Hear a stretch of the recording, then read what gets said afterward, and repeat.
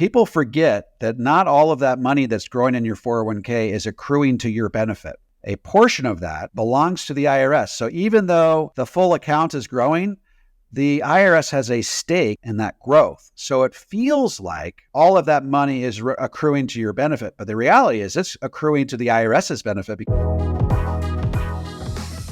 Welcome back to another episode of L Podcast. Today's guest is David McKnight, the best-selling author of the book, The Power of Zero, How to Get to the 0% Tax Bracket and Transform Your Retirement, which has also been made into a full-length documentary film. David is also the author of the book, Tax-Free Income for Life, a step-by-step plan for a secure retirement. Thank you so much, David McKnight, for joining us today. My pleasure. Thanks for having me.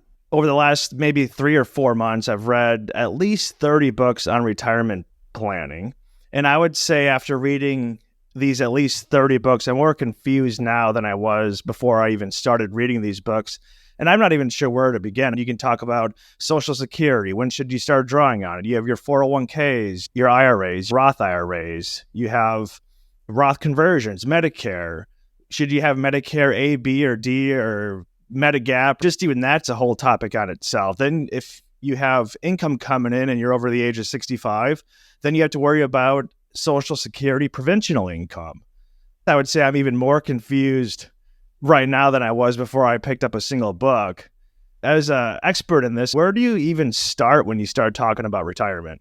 Well, I mean, it sort of depends on where you are in your retirement journey. If you're sort of in your accumulation years, you've got to start with, number one, are you diversified? Are you saving a portion of your paycheck at the beginning of the month and then spending whatever's left over, as opposed to spending whatever you have and hoping and praying that there's money left over at the end of the month?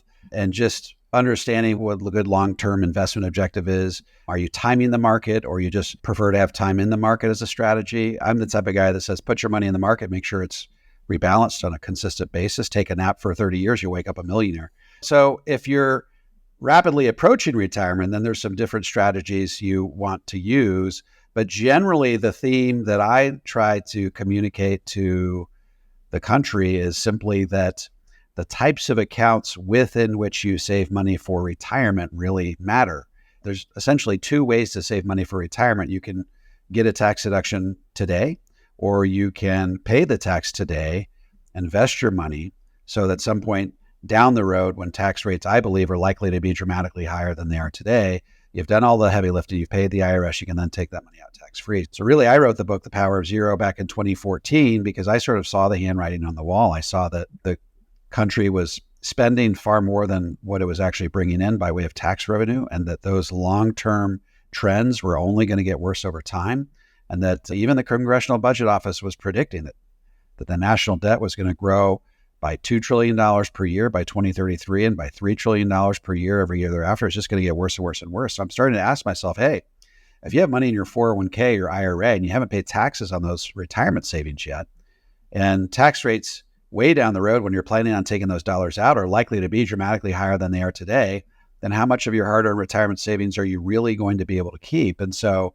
it just felt like, if you think about 95% of the cumulative retirement savings of Americans all across the country are in these types of tax-deferred retirement accounts like 401ks and IRAs. In other words, they've postponed the payment of those taxes to a point in the future beyond 2030, when I believe that tax rates have to be much higher just to pay our bills as a country. And so I wanted to raise a warning cry to this entire generation of baby boomers and pre-baby boomers, Generation Xers, that are getting these deductions and doing so at historically low tax rates, only to postpone the payment of these taxes until a point in the future when tax rates are likely to be much higher than they are today. So Power Zero turns convention on its ear. It says, hey, we're no longer in the 70s where marginal tax rates are 70%. We're in the midst of what I call the tax sale of a lifetime, which means with the Trump tax cuts in 2018 that are set to expire in 2026, we're experiencing among the lowest tax rates we've seen in our lifetime. So why are people continuing to get deductions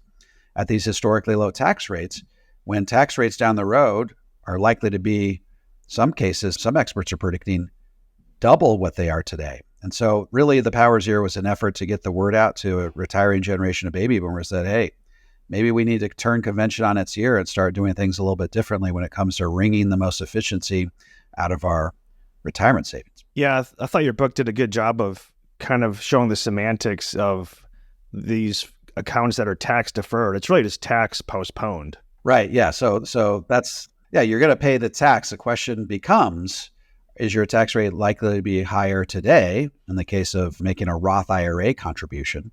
Or is it likely to be higher down the road in the case of a traditional IRA contribution when you're postponing that payment till a point, maybe 20 years down the road? And so I'm just hoping to educate people on the fiscal condition of our country, because tax rates over time, a lot of people don't realize that tax rates in 1946 were 94%. That doesn't mean that you're losing 95.4% of your income. It meant that any dollar you earned above and beyond $200,000, you only kept 6 cents on the dollar. I'm not saying tax rates are going up to 94% again. I am saying that all of the experts that I've interviewed have suggested that we need massive infusions of cash in the very near future. Some experts, a guy named David Walker, former Comptroller General of the federal government, even wrote a CNN op-ed that said tax rates have to double. In his book, Come Back America, he said that tax rates have to double by 2030. And we're not talking like just a doubling on the margin. We're talking a doubling of your effective tax rate. That means that most Americans who are now paying, 20% of their income between federal, state, and local taxes, that's going to go up to 40% or more by 2030. According to David Walker, who I think is the guy that knows more about these numbers than just about anyone else on the planet. So it's scary stuff, but we've been sort of lulled. We've had sort of low taxes for so long now that people forget that tax rates in the past were much higher than they are today, and that they have the ability to return to those higher rates whenever the government needs huge infusions of cash. And I sort of like to tell people, when you put money into your 401k, it's like going into a business partnership with the IRS, and every year they get to vote on what percentage of your profits they get to keep. It's not a very good business partnership, if you ask me. So you could have $1 million in your IRA, but unless you can accurately predict what tax rates are going to be in the year you take that money out, you don't really know how much money you have. And it's pretty hard to plan for retirement if you don't know how much money you have. I was just amazed by just the complexities of everything. For instance, if you take money out of your 401k when you're over the age of 65, and then that could be considered provisional. Is it provisional income, right? Provisional income, right? Provisional, yeah, sorry. Because apparently I can't pronounce words, but provisional income. So that money, first they tax the money you're pulling out of your 401k, and then if you pull out enough, 85% of your basically 85% of your Social Security would then be taxed. So having a strategy, not only would you save money on the tax in that initial account, but then on your Social Security. Yeah, so this is a huge point that most people never even think about or even realize, that when you take money out of your 401k or IRA, or you get 1099s out of your taxable investments, and you, like say a brokerage account, that all that counts as what you rightly referred to as provisional income, which is the income the IRS tracks to determine if they're going to tax your Social Security. So if you're single and that provisional income adds up to more than $34,000, or if you're married and it adds up to more than $44,000, then like you said, up to, it's not like you hit that $44,000 threshold, it's automatically 85, sort of a sliding scale, but up to 85% of your Social Security can become taxable to you at your highest marginal tax bracket. And I like to give sort of a math comparison. I say, hey, look, let's say because of all your distributions from your 401k or IRA, you got to pay a $5,000 tax on your Social Security. In other words, you got a $5,000 hole in your Social Security. How do most Americans go about plugging that hole? Well, by taking more money out of their IRAs and 401k. So let's say that what David Walker says comes true, and tax rates go up to 50% to keep our country solvent, pay for Social Security, Medicare, Medicaid. How much money would you have to take out of your IRA to be able to pay that 50% tax to the IRS and then be left over with $5,000 with which you can then plug the hole in your Social Security? Well, the answer is $10,000. So you have to take out $10,000. You pay $5,000 to the IRS. So you're now left over with $5,000. You use that to compensate for that hole that is now in your Social Security because of Social Security taxation. I've done the math on this lots of different times. And the sad truth is that you run out of money 5 to 7 years faster when you have to compensate for Social Security taxation than people who do not have to compensate for Social Security taxation because they grew their money in tax-free accounts that do not count as provisional income when you're drawing your Social Security. What age do you really have to start focusing on this? And everyone's like as young as possible, which of course it's like, well, no shit, Sherlock. But for people that maybe, you go to college, travel or whatever, you got some low paying job. It's not like when you're 25, you're thinking about your retirement. It's so far off. So I feel like maybe people, when they hit their mid 30s or 40s, that's when they are like, oh shit, I'm going to retire in 20 years, or I hope to. So what age should you really be buckling down? And then how does that change your strategy, if at all? Well, so a couple of thoughts. Obviously, when you have time value of money on your side, you have compound interest on your side. The earlier you can start, the better. Back in the day when I used to educate younger people on this type of stuff, I would tell the story of two twins. One saved $8,000 a year for 8 years and then never saved again. And the other twin didn't save anything for 8 years, started in the 9th year, and then saved money for the next 30 years. And I always ask my clients which one had more money at the end. And they always say, oh, the guy that started in the ninth year, because he saved much more money over time. Well, the reality is the twin that started saving those first 8 years ended up having much more money than the other person, even though he saved much less because he had the power of compound interest and time on his side. So when it comes to the world of investing, now is always the best time to get started. And when it comes to which types of accounts you should be investing in, I always tell people, hey, the farther out your investment horizon, the farther out your retirement date, the more critical it is for you to invest in tax-free accounts like Roth IRAs, Roth 401ks, Roth conversions, things like that. And the reason that is because if you look at the debt curve of our nation over the next 75 years, it literally goes from adding $2 trillion per year of debt, and about every 10 years, you can add another $1 trillion to that. So $2 trillion per year, and then $3 trillion per year, $4 trillion per year. It literally just grows and compounds and just turns into this massive train wreck over time. And so I tell younger people, the farther out your retirement horizon, the more likely tax rates for you are likely to be dramatically higher than they are today. And I'm telling people to plan for 50% tax rates, just like what you would pay if you went to and lived in Sweden. Except the difference is in Sweden, you get really cool things in exchange for that 50%, like universal health care and paid maternity leave and paid vacation, all these things. Here in the United States, what are you going to get in exchange for that 50% tax? You're going to get to pay for the service on the national debt, and that's about it.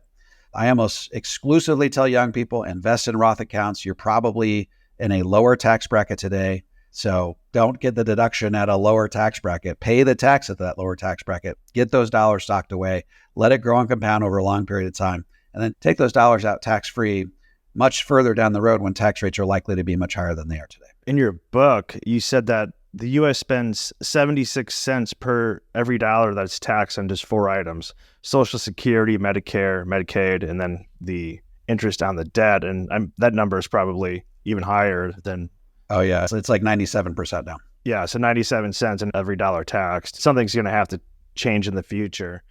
So David McKnight, since your book is called The Power of Zero, can you explain some of the core concepts on how to reach this 0% tax bracket in retirement? Yeah. And first of all, why is the 0% tax bracket so critical? Why do I make that such an emphasis? It's because if you're in the 0% tax bracket and tax rates double, 2 times 0 is still 0. By the way, there's no such thing as the 0% tax bracket. The current tax brackets are 10, 12, 22, 24, 32, 35, and 37. So 0% is just really my way of describing a condition in which one is not paying tax. So basically, in my book, I identify, there's millions of different types of investments out there, but when you boil it right down to the main brass tacks of it all, there's only 3 basic types of accounts within which one can save money for retirement. I call them buckets of money. The first bucket is what we call the taxable bucket, meaning every year as your money grows, you get to pay a tax. These are the least efficient of all investments. These are your brokerage accounts, CDs, money market savings accounts. These are great because they're liquid, which means they make for great emergency funds. And most experts say you should have about 6 months worth of basic living expenses inside those emergency funds. You can have too much money in this bucket. I see people all the time. See the couple who lived through the Depression. They shuffle into my office. They say, Dave, we got 9 CDs for $100,000 each sitting in 9 different banks, and we think we may be paying too much in tax. Well, are they paying too much in tax? Sure, they got too much money in their taxable bucket. So what we're looking for in that bucket from a tax efficiency perspective is basically 6 months worth of living expenses. The second bucket is where most Americans have the lion's share of their retirement savings accumulated, and that's the 401k IRA. It's what we call the tax-deferred bucket, where you get a deduction on the front end. You postpone the tax till somewhere down the road, and then when you take that money out, you pay ordinary income. What does that mean? Well, basically, if you put money into your 401k, all you really did was postpone the receipt of that money until some point much further down the road. And when you take the money out, at what rate are you taxed? Whatever the tax rate happens to be in the year you take that money out. So like I said, that's like going into a business partnership with the IRS, and every year they get to vote on what percentage of your profits they get to keep. So not a great business partnership to be in. So this made sense. These types of accounts made sense back in the 70s when tax rates were like 70%. So you got a deduction at these high marginal tax rates with the expectation that down the road you would be in a lower tax bracket in retirement. So that made a lot of sense back then. Well, now it's been flipped. That whole paradigm has been flipped on its ear. We're now at historically low tax rates, with experts predicting that tax rates down the road could be as high as 70%. But the problem is Americans haven't updated their paradigm or updated their investment, MO to keep up with these changing paradigms. And so that's part of what I've been trying to do, is get the word out on, hey, the paradigm's changed, so you should be changing the manner in which you accumulate money for retirement. And then the third bucket is what we call the tax-free bucket. And I love the tax-free bucket because, number one, if it's a true tax-free investment, you don't pay any of three taxes. You don't pay federal tax, state tax, capital gains tax. And when you take money out of a true tax-free investment, it does not count as provisional income. It does not count against the thresholds which cause Social Security taxation. So if you're living out of your tax-free bucket in retirement, you're dramatically increasing the likelihood not only that you're shielding yourself from the impact of higher taxes, but that you get your Social Security 100% tax-free. So there's all sorts of residual benefits from being in the 0% tax bracket, being in the tax-free bucket. I like to tell people, hey, in a rising tax rate environment, there's an ideal amount of money to have in your taxable and tax-deferred buckets. Anything above and beyond those ideal amounts should be systematically repositioned to tax-free. You want to shift that money slowly enough that you don't rise into a tax bracket that gives you heartburn, but you want to do it quickly enough that you get all the heavy lifting done before tax rates go up for good. And I'm telling people that, according to a lot of experts, tax rates are going to probably have to go up in 2030. So if you're going to get all your money shifted to tax-free, try to get it done before that. Right. I mean, the main question you have to ask yourself from your book is, do you think taxes will be higher now or when you are drawing the retirement? And I think most people would say they're drawing the retirement. Then one thing, researching was, if you're talking about those tax postponed accounts, tax deferred, whatever terminology you want to use, is that once you reach the age of 70 and a half, they make you automatically withdraw money, a certain percentage every year, which of course is creating a tax event every single year. So if the market's tanking and you're drawing money out, I mean, you could really, you talk about the different risk sequence of return risk, withdrawal rate risk, inflation risk, longevity risk. And of course, as you talk about in the book, longevity risk amplifies or magnifies all these other risks. Right. So you bring up a great point. They've actually recently updated that RMD to age 73. But here's the point. Only about 20% of Americans are going to be forced to take that money out, because 80% of Americans are relying on that money. So they're probably going to be taking more than the RMD out anyway.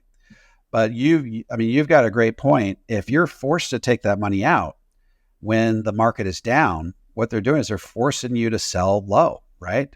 Which is the opposite of what we've been told to do, which is buy low, sell high. They're now forcing us to sell low, which occasionally they will show some deference in that regard. Like during the COVID-19 massive drop in the market, they allowed people to postpone their RMDs. So in their infinite goodness, they do allow for those types of things occasionally. But you're right. If it's not a pandemic and the market goes down and you're forced to take that money out, yeah, you're liquidating shares while they're down, which is a sequence of return risk, which is what I talk about in my book, Tax-Free Income for Life. So for sure. In both your books, more in your second book that you just mentioned, you talk about the LIRP, which was a life insurance retirement plan. And then it seems like recently, at least in my fiance's social media feed, she keeps getting all these IULs, which is the indexed universal life insurance. You talk about that as well in your book as a strategy. I mean, what's the strategy with life insurance? Well, most of what you see on social media, unfortunately, is wayward life insurance agents who are employing pretty despicable tactics. I mean, basically, I'm a big fan of taking advantage of every nook and cranny in the IRS tax code. I love Roth IRAs. I love Roth 401ks. I love Roth conversions. I love taking money out of your IRA up to standard deduction so those RMDs can be tax-free. I think that the LIRP or one kind of LIRP's index universal life can be used in certain contexts and be very powerful as a complement to all of those other tax-free streams of income. But anytime you see someone on social media who start beating up on a 401k or even a Roth 401k, I mean, the other day I saw someone say, hey, I don't care if you're getting a match in your 401k. You should take everything that you're otherwise putting into your 401k, cancel out your 401k, cash it in, pay the tax, pay the penalty, and take all that money and put it into an index universal life policy. I mean, that, first of all, that's like financial malfeasance to tell someone to do that. But second of all, it makes index universal life out to be some sort of a silver bullet panacea type investment, which it's not. It's only designed to give you exposure to the stock market up to a cap with a guarantee that you won't lose any money. I mean, you should expect to get between 6 and 8% gross rates of return over time. It's not a replacement for the stock market. The stock market over time is going to give you closer to 8 to 10%. So the IUL ends up being sort of like a bond portion of your portfolio. It's not a stock market replacement. The other thing that I love about the IUL is it gives you a death benefit that doubles as long-term care. So one of the reasons why people hate traditional long-term care insurance is you're paying for something you hope you never have to use. And if you die peaceful in your sleep, never having used it, they don't send you all your money back at the end. It goes to pay for someone else's long-term care benefit. With the IUL, if you die peaceful in your sleep, never having needed long-term care, someone's still getting a death benefit, probably your kids or your grandkids. So there isn't that sensation of having paid for something you hope you never have to use. I would say 99% of the videos on TikTok are misrepresenting what the IUL can do and misrepresenting the role that the IUL should play in your retirement portfolio. I feel like I'm one of the few lone voices in the wilderness that is telling people to use the IUL, but to use it in a measured sort of a way and only as a complement to Roth IRAs, Roth 401ks, Roth conversions, so on and so forth. So the IUL can have a place. Do I have cash value life insurance? Yes. Every one of my kids has cash value life insurance. My wife has cash value life insurance, but it's a complement to all of the other things that we're doing. It's not, it's not the main cog in my retirement plan. So I just think people got to be very, very careful about what they see on TikTok. These people, they have one license. They have a life insurance license. They're not what we call fiduciaries, so they're not required to do what's ultimately in your best interest. And so there's some really despicable stuff going on out there on social media. So I would just encourage people to take all of that stuff with a grain of salt. What also seems like for the IULs, they focus on the concept of like infinite banking or being your own bank side of it.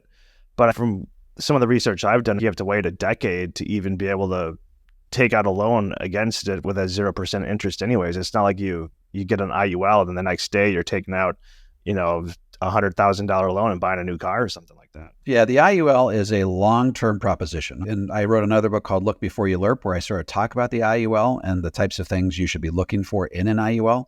An IUL is a long-term proposition. It's sort of like getting married, right? You're keeping it until death do you part. It's not a short-term proposition. It's not a savings account. I don't typically recommend it for, infinite banking is not my sweet spot. So it's not something I ever talk about. But I understand all of the issues that you're describing, which are basically that you have to let that thing marinate for a period of years before it can start operating in the manner in which these agents are describing. And there's a number of life insurance companies that have basically put out communiques that say, look, we're no longer accepting business under this, infinite banking framework because it's just too complicated. It's not why these life insurance policies were created in the first place. They're co-opting these policies to do something that it wasn't really intended to do. So I'm not necessarily bashing the people that use it, but there's a lot of different complications that arise when you want to have it operate in the manner in which these advisors or agents are trying to get you to operate them. So that brings us to the word trust. There's so many different product services out there we've talked about, and I think elderly people, people more mature in life, people are always targeting them because, of course, they have money since they've had the whole life to accumulate it. And then there's so many different services that have so many different technicalities and complexities, and I would even say they're convoluted. You need an expert on Medicare. You need an expert on Social Security. You need an expert to do a Roth conversion, life insurance policy. I mean, how do you even find someone that's trustworthy? And there's so much information, especially with social media, as you're talking about. I actually saw the video that you critiqued, and just looking at that guy, I don't trust that guy for a millisecond. Yeah, I mean, you've really got to ask around. I mean, you can go online and say there's lots of different questions that you can ask a financial advisor to see if there's somebody you want to hand your life savings over to. But really what I try to tell people is, look, it's really important to get to the 0% tax bracket. It's really important to shield yourself from the impact of higher taxes.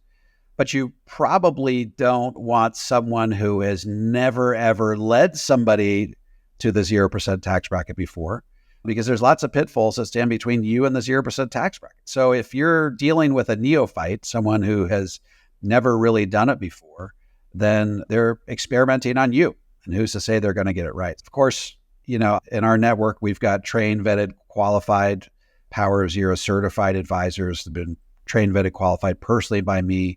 They've led dozens and dozens of people through this process, in some cases, hundreds of people through this process. So you really want someone to, I always like to, if somebody has an advisor, I say, a lot of times they'll say, hey, Dave, how come my advisor has never brought this stuff up to me? And I'll say, well, there's one of two reasons. Either they don't know about it, or they know about it and they haven't told you about it. And frankly, I don't know which one's worse. So you want someone that is, number one, acquainted with the fiscal landscape in our country, understands that tax rates down the road are likely to be dramatically higher than they are today. And number two, understands all of the shifts that you need to make between your buckets between now and when tax rates go up for good. They're going to put you in a position to be shielded from higher taxes down the road. And if they're a fiduciary, which means they're Series 65 licensed, that means they're required by law to defend, to uphold the recommendation that they gave to you in a court of law. So being a fiduciary is a pretty big deal. And so those are the types of things I would ask people to look at. You mentioned in your book talking about the 401k that you should basically take as much as your employer is willing to match, because of course it's 100% return, as you mentioned in your book and your documentary. But what's your recommendation? Would you put any more money than what they're willing to match into that? And then would you just open a Roth IRA as you're paying that tax, so you pull that money out tax free? Like, what's the strategy with the 401k? Good question. So most Americans have access, it's probably 80% of Americans have access to a Roth 401k through work, which is great because that allows you to put $22,000 this year. $22,500 goes up to $23,500 in 2024, but $22,500 per year into your Roth. If you're over age 50, you can put another $7,500 per year into your Roth 401k. Plus, you now have the ability to have the match allocated to the Roth portion of your 401k. So, I mean, if you think about it, let's say you and your spouse have Roth 401ks at work and you want to max them out and you're over age 50, that's $30,000 for you, $30,000 for your spouse. And if you're each getting, say you're getting another $5,000 in a match each, so that's $70,000 that you have directed towards your Roth 401k, which is just huge. I mean, that's a massive amount. You could really build a huge tax-free nest egg over time by just taking advantage of your Roth 401k. And then on top of that, if you're below the modified adjusted gross incomes, which this year is $228,000 for a married couple, you can also contribute to your Roth IRA, which is another $7,500 for you, $7,500 for your spouse. So that gets you up to like $85,000 of tax-free income. And then if you still want to put money away, you can start taking advantage of some of these IULs and maximum funding those, so that, these are, you're buying as little insurance as the IRS requires of you. You're stuffing as much money into as the IRS allows in an attempt to sort of mimic a lot of the tax-free benefits of the Roth IRA. So you're got this strategy that incorporates 4 or 5 different streams of tax-free income, which is really a balanced and comprehensive approach to tax-free retirement planning. So that's really the approach that we try to recommend. What would you say to a financial planner that's telling you that since that you're in the 401k or IRA, it's tax deferred, so you theoretically have more money to put into it now? And they're saying, since you're putting more money into it now, than if you're putting taxes on it, having less money to put into a retirement account, that over the years, that money will grow so much more. What do you say to that? It's growing more, but it's growing on the IRS's letterhead. So remember, when you get that account on your 401k, it looks like it's coming on your, like a TD Ameritrade or a Schwab letterhead. That's really the IRS's letterhead, because the IRS has a stake in that money. So give you an example. Let's say you decide to go all in on your 401k and you get a 30% deduction on the front end, so you can have $1 million in there by the time you retire. Well, by the time you take that money out, you may only net $700,000 after tax. Well, guess what? What if you instead did a Roth 401k at the outset, and you're only able to put in 70% of what you were able to put in to the traditional 401k? Well, by the time you retire, you're only going to have $700,000, but that's the same as the after-tax amount on your 401k. So people forget that not all of that money that's growing in your 401k is accruing to your benefit. A portion of that belongs to the IRS. So even though the full account is growing, the IRS has a stake in that growth. So it feels like all of that money is accruing to your benefit. But the reality is it's accruing to the IRS's benefit because it's on the IRS's letterhead.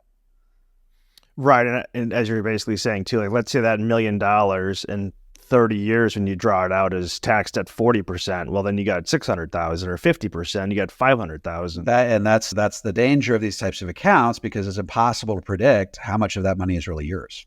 I saw a stat that says a 65-year-old married couple has an 18% chance that at least one of them in that relationship will make it to at least 95 years old, which means that nearly 20% of married couples, or 1 in 5, have a very real chance of outliving their money, would you say? Isn't that the biggest fear of retirees, is that they'll outlive their money? It seems like it's a pretty big chance if you're talking to at least 95 years old.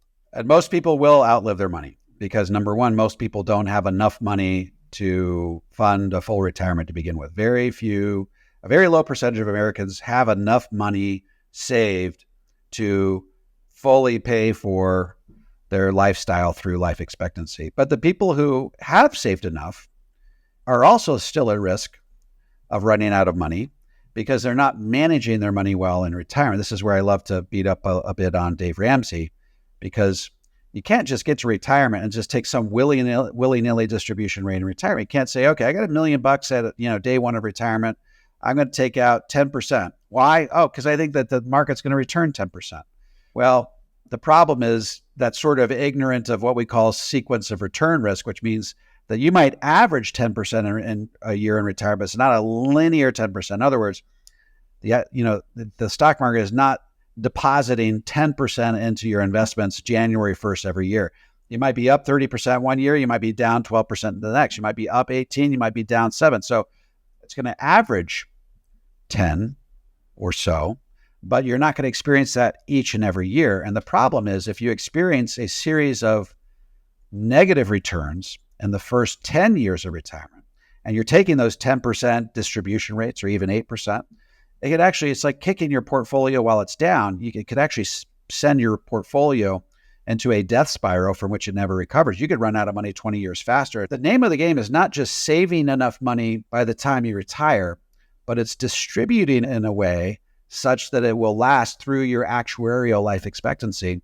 And that means either, number one, you got to do what I call the stock market approach, which is constrain yourself to a little itty bitty withdrawal rate. Most experts agree that is 4%, not 8%, which is what Dave Ramsey recommends. So you can either do that, or you can purchase what I talk about, tax-free income for life.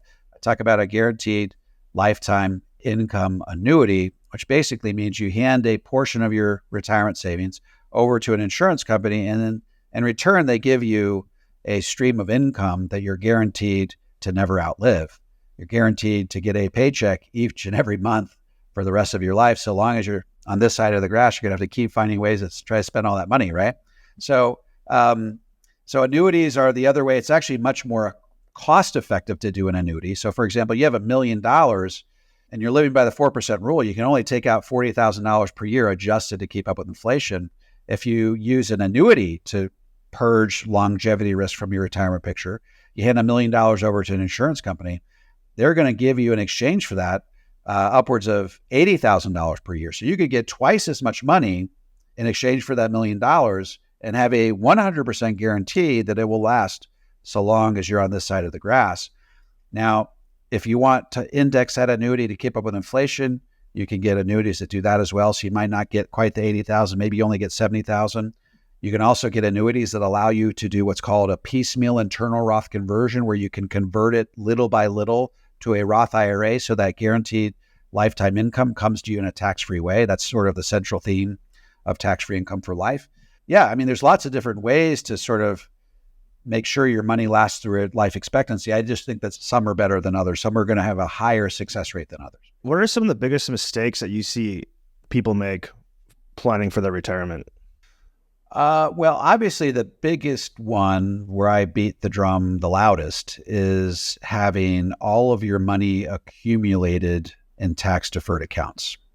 by the time you retire. And historically, that wasn't such a big deal because the conventional thinking was you are going to be in a lower tax bracket in retirement, but all that's changed. And I've done recent videos on my own YouTube channel, Power Zero, where I quote 8 different experts, all of which are names you would recognize and your listeners would recognize, all of whom are saying there is no way the tax rates, even 10 years from now, are not going to be dramatically higher than they are today. So it's just, there are very, very few experts anymore that are arguing this point. And so if the people that are much smarter than you and me are predicting that tax rates are going to be higher down the road, then why are 95% of the cumulative retirement balances in our country still stuck in the tax deferred bucket? So that's probably the number one. And then I think the number two is really relying on the 4% rule in retirement, because the 4% rule is very, very difficult to live by.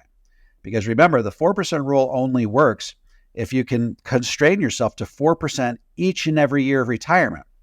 If one year you take out 8%, and the next year you take out 7%, and then you take out 10%, and then you go back down to 4% again, then all of a sudden the likelihood that your money lasts through life expectancy starts to drop like a rock. If you can constrain yourself to 4% distributions adjusted for inflation in retirement, you have like an 86% chance that your money will last through life expectancy. Every time you take out more than 4%, then that success rate drops like a rock. And so it's just very, very, it's tough for people to live on 4% for 5 years, let alone a full 30-year retirement. So I think this idea that people can successfully live by the 4% rule is just, it's really, really tough. It takes a lot of discipline, and still it's not foolproof at the end. Yeah, and I've read a lot of books that say that the 4% rule is really more like a 2.5% to 3% rule. Do you agree with that? Or it seems like 4% is being pretty optimistic. Well, in tax-free income for life, I talk about how the 4% rule was historically, William Bengen, he was an MIT educated financial advisor. You don't see those very often. He's an MIT educated financial advisor. And he was sort of alarmed that people were taking these willy-nilly distribution rates in retirement. So he decided to do some Monte Carlo simulations where he ran hundreds of thousands of different scenarios and various models, and basically said, hey, even 5%, you're going to run out of money half the time. So 4% was what he settled on. But back then he was using the stock market outlook was a little bit rosier. Bonds were higher back then. Now the outlook's not as rosy. Bonds up until recently weren't doing as hot. So a lot of people said that 3% is the new standard, but I'm not going to die on that hill. If somebody wants to say 4%, fine. But I think if we're talking about 6%, 8%, 10%, like what Dave Ramsey is saying, I think that's the kiss of death. And I just gave you an example. Dave Ramsey recently told a lady to take 10% distribution rates 15 years from now when she retires, and then to leave her investments 100% in stock. He doesn't believe in bonds. 100% stocks for her entire retirement, take 10% distributions per year. If you actually look at the modeling on that, she would run out of money 2/3 of the time. So that's a 66% fail rate if she follows that type of advice. So, these assumptions that we use in our retirement plans are important, and they have real life implications if we use the wrong assumptions. Well, especially when using a Monte Carlo simulation, it's named after a casino. Right. That part. Yeah, that's a little ironic, right? So everyone always wants to know that. They're always like, how much money do I need to have in retirement? Which seems like a impossible question to answer, just because like you're talking about, you have life insurance plans and annuity plans, and then you have all these other kind of different buckets. And how many houses do you have? There's so many factors. How would you answer that question? Someone's like, how much money do I need to have for retirement? Well, I would take a look at what your Social Security is likely to be in the year you retire. If you have any company pensions, I'd look at what that's going to be. And then I would look at how much money you want to be living on in today's dollars. And then you can actually figure out what your retirement shortfall is. So let's say that you decide you want to live on $100,000 per year, and you'll have, adjusted for inflation, you'll have $40,000 of Social Security coming in. You'll have a $20,000 pension. That's $60,000 total. That means you got a $40,000 shortfall. So the question is, what is the most cost-effective way to give you that $40,000 per year adjusted for inflation? So if you want to do it the stock market approach way, then you're going to need $1 million, because that $1 million based on the 4% rule will crank out that $40,000 per year. If you want to use a guaranteed lifetime income annuity, then you probably need about half that amount, maybe $500,000 or $600,000, depending on what interest rates are in the year you take out the annuity. It really it depends on which approach you use. I'm obviously a big fan of the guaranteed lifetime income annuity approach because let's say you got $1 million and you give $600,000 to the annuity company in exchange for that $40,000 of income. Well, now you got $400,000 left over that you can do some really interesting things with. You could use it as a discretionary fund in retirement to pay for shock expenses or aspirational expenses. Or you could use it to buy an LIRP to give you a death benefit that doubles as long-term care and give you safe, productive growth that feels like a bond that doesn't lose money. So that's sort of how I would understand and think about how much money you need in retirement. A lot of people my age or younger, when I talk about Social Security with them, they always basically say they don't expect it to be here, Social Security to be available when they're retirement age. Do you think that's true? No, I don't. I think that's a great way to get voted out of office, to start telling people that Social Security is not going to be around, or even if you think that in the back of your mind, it's much easier to just fix this thing. Susie Orman, one of the things that she does say that I like, she said the new retirement age should be 70. Everybody should stop thinking about retiring at age 65. The new retirement age should be 70. I actually agree with that. I think that the youngest you should be able to draw Social Security is 70. And so Social Security actually is a relatively easy fix in terms of shoring it up for future generations. You just have to push that retirement age out. So I don't think we should throw the baby out with the bathwater. I don't think we need to cancel it altogether for the younger generations. Just say, hey, look, you're going to be living a much longer life. You can be productive for a lot longer before you have to hang it up. So why not say that you can start getting Social Security when you're 70 as opposed to 62? So I think that's probably what will likely happen. And you saw France, didn't they try to raise the age only like 2 years, and then they had mass protests on the street. I mean, and I think didn't they just rescind it after all the backlash? Well, you can't do it on people that are about to retire. You got to do it on the younger generation, on people that are already thinking they're not going to get it to begin with. If you and I are skeptical as to whether Social Security is even going to be around, then they say, hey, you can no longer get it at 62, you can now get it at 70, or be like, oh, well, at least it's still around, right? So I think they probably didn't plan that out too well. What about retiring in a different country? You're in Puerto Rico, which is not a different country. It's a territory of the U.S. But if you're part of Act 60 or some of these other tax programs, it's a pretty big hotspot for people that want to take advantage of the territory status of the U.S.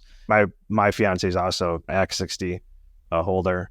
We had a podcast on that. But what would you say for people that, hey, maybe I want to live my parents live in Panama, the country, half the year. They're retired there. They don't pay property tax, and there's a bunch of other incentives. They did it more for the weather than they did for the breaks, but there's so many different complications. Maybe just going to a different locality that has some warmth when you're older might be a solution. And my dad did that. He moved to the Philippines, so that's where he lives now. But you got to remember, and one of the temptations is, hey, if you're living on Social Security, maybe a company pension, that those dollars are going to be stretched much further in a place that has, affordable health care, affordable gas costs, affordable, housing, those types of things. But the thing that you always have to remember is that no matter where you live in the world, you are still a U.S. citizen. It's actually pretty hard to lose your U.S. citizenship. It's a pretty protracted process that you have to go through over 10 years. So all of those dollars are going to be repatriated and show up on your U.S. tax return. So it doesn't matter where you're domiciled, you're still going to have to pay the piper when it comes to paying taxes on those accounts. The IRS is going to get their fair share no matter what. The only way that would change is if, you did move to Puerto Rico under Act 60 and you could have a company domiciled here that qualifies under Act 60, and then they're waiving your state tax, waiving your federal tax, charging you a flat 4% tax, and then waiving your capital gains. Great place to be if you're able to tap into that. But most people are just going to have to pay the piper no matter where they are in the world. What do you say to the people that kind of take a moral issue and say that, you're just avoiding taxes? Like I mentioned before, we lived in Puerto Rico for several years, and there's, a lot of dislike between the Puerto Ricans and certain segments of the Act 60 community, and, Gringo Go Home protests and things like that when I was there. And what do you say to, and I'm not talking about Puerto Rico, but just in general about that component of people's moral obligation? Yeah, I mean, I understand both sides of the issue. I'm not going to begrudge a Puerto Rican who feels the way that they do. I mean, Puerto Rican's been, it's been sort of treated like the redheaded stepchild for a long time now. And so haven't walked a mile on their shoes, so I don't pretend to understand fully how they see the world, but I understand that there's a lot of people that feel like it's sort of a colonialist type takeover when these people are coming in and causing, property prices to go up so they get priced out of the neighborhood. So I understand where all that's coming from. I guess my thought is, hey, if I can in some way by being here ameliorate their circumstances. I go to the local Spanish speaking congregation here, and so I'm contributing in that way. We spend our dollars all over the island, and hopefully that helps stimulate the economy in some small way. So, I understand where they're coming from, but I don't feel like I'm taking advantage of them. And the other thing people got to remember is that Puerto Rico is a nice place to live, but it's not without its downsides. I mean, we lived through Hurricane Maria. We got here 6 weeks prior to Hurricane Maria, so we lived through a Category 5 hurricane. We have rolling blackouts. There's lots of potholes, streetlights that don't work, and you pay a lot of extra money to send your kids to private schools because the public schools aren't all that great. So there's a trend. It's hard to get your spouses to totally buy off on it because you don't, it's not quite first world, but it's just. There's some things that are tough about Puerto Rico for expat wives. There's two sides of it. We've been here for 7 years, and I think we'll probably be here for another 10 before we go back. But I'm trying to understand both sides of it. Every place is without its pros and cons for sure. And what's the famous line of that Eagles song? Call a place paradise, kiss it goodbye. So, David, what would be like just one big tip that you'd give, say, to like a 50-year-old that's implementable today, not too complex, just that has the most bang for the buck, so to speak? Yeah, I'm going to sound a little bit like a broken record here, but look, every year that goes by where you don't maximum fund your Roth IRA, every year that goes by where you don't maximum fund your Roth 401k is a window that closes. You can't go back in time and say, hey, I want to fund for all those years that I missed out on. And not only when you fail to fund those tax-free accounts, not only do you lose that money, but you lose what that money could have earned for you over the rest of your life. So it's not just the $7,500 contribution that you missed out on to your Roth IRA. It's what that tax-free money would have grown to throughout the next 30 to 40 years. And so there's real life implications of not maximum funding these tax-free accounts. And so I would just say, hey, look, number one, be aware that we are in a totally different environment right now from a tax perspective. We are in a rising tax rate environment, and that you should really be tweaking your accumulation plan accordingly. You should be putting as much money into tax-free accounts as you possibly can, and with the understanding that you'll be wringing much more efficiency out of your retirement savings when you retire. So David McKnight is our guest today, best-selling author of the book and documentary Power of Zero. I just want to thank you for joining us. I just have two final questions. One, David, where can people find you, get a hold of your book? Not just book, I should say, but multiple books. I think you got, 3 books now? And where can they see your documentary? Where can they get a hold of you? And then after that, just leave us with a final thought. It doesn't have to be related to any of your books. Just could be whatever you're thinking about right now. Yeah, so they can get any of my books on Amazon. There's actually 4 retirement books. Power Zero, Tax-Free Income for Life, Look Before You LERP, and The Volatility Shield. I've got a new one coming out called Guru. Basically, the subtitle is Why America's Financial Gurus Are Leading You Astray and How to Get Back on Track. So that's coming out. You can watch the movie. You can stream that on Amazon or wherever you stream movies. And yeah, I was just closing thought. If all of this seems overwhelming for you, I would just start small. Go read The Power of Zero and see how it sits with you. I've tried to take some pretty complex principles and boil them down into some pretty simple concepts, hopefully. Except that's the feedback that people tend to give me, is that I've taken some complex stuff and I've distilled it down into some simple concepts. So I maybe start there, and just remember, you got time on your side if you're younger, and don't let a year go by where you're not maxing out these accounts. Yeah, I'm excited for that book, Guru. It seems like a lot of these financial influencers make more money on telling you how to make money than actually on themselves own ability to make money. So that is a book I'd be highly interested in. But yeah, thank you so much, David, for joining us today. I appreciate you having me. My dear friends, that is it for this episode of El Podcast. Once again, if you're not yet subscribed, please subscribe on YouTube as well as Rumble. You can also find us on Spotify and Apple Podcasts or wherever you get your podcasts from. We thank you all from the bottom of our hearts for watching and listening, and we will see you on the next episode.